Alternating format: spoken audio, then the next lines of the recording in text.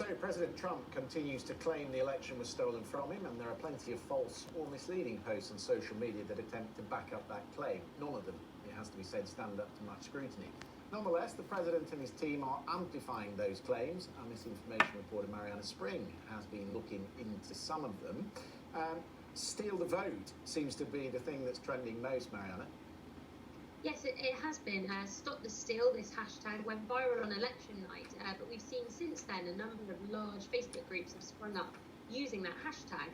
They are full of Trump supporters who've been sharing a number of videos and posts about voter fraud and rigged elections, which we've actually debunked, which have either proven to be false or totally unsubstantiated.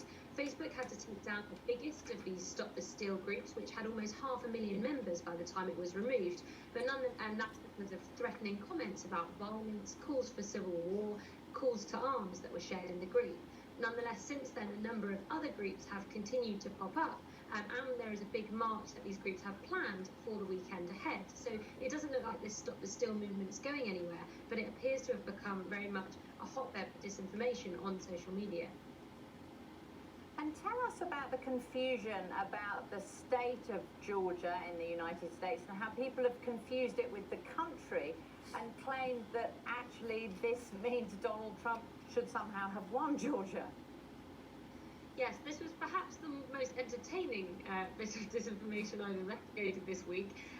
There were claims made online that more people had voted in Georgia, the state, than actually live in Georgia, but it was because the person was sharing the population size of Georgia, the country, and people were very quick to point out that this didn't mean that there was loads of fraudulent voting. They just got the population wrong. They confused the country and the state. But nonetheless, the claim went mega viral, and it tells us a lot about how political disinformation spreads. When you have a storm like this happening on social media, full of conspiracies or false allegations, it doesn't matter if something is almost absurdly wrong. It will continue to spread, even when everyone points out, this isn't right, and the initial tweet wasn't taken down. And just how quickly is disinformation about the US election spreading?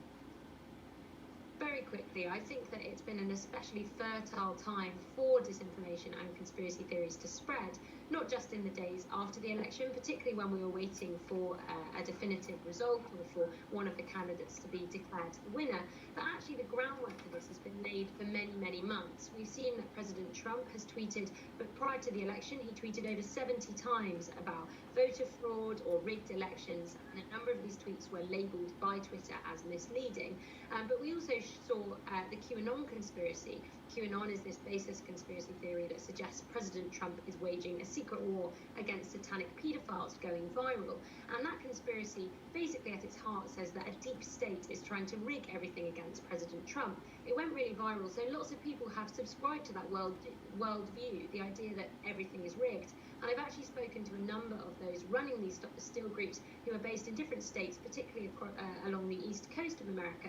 And nearly all of them have said to me, I've been seeing disinformation, I've been seeing claims about voter fraud and about rigged elections on my social media feed since the summer. So it's not a surprise that this storm of disinformation online is happening right now. Mariana, thank you so much for joining us. So Christian, you know what's really, really interesting is if you look at the things on the App Store which have been downloaded the most since the US election, there are 3 apps, all of which are favoured by conservatives. So, for example, you have one called Parler, which is basically conservative Twitter, where conservatives who feel they're being censored by Twitter have gone. The other one is MeWe, that's like favourable Facebook for conservatives. And then the other one is Newsmax, which is a very Trumpy website. So this is what's happening here in the United States as information moves into a different echo chamber. And Fox not hard enough for some people. People are leaving Fox by the sounds of it as well. Well, absolutely. And you know why that is, Christian? Because Fox was very quick to call Arizona not for the president, but for Joe Biden. And that was really the culmination of the Trump campaign falling out of love with Fox News. And now they're really favouring a One America News network. Interesting. There's been some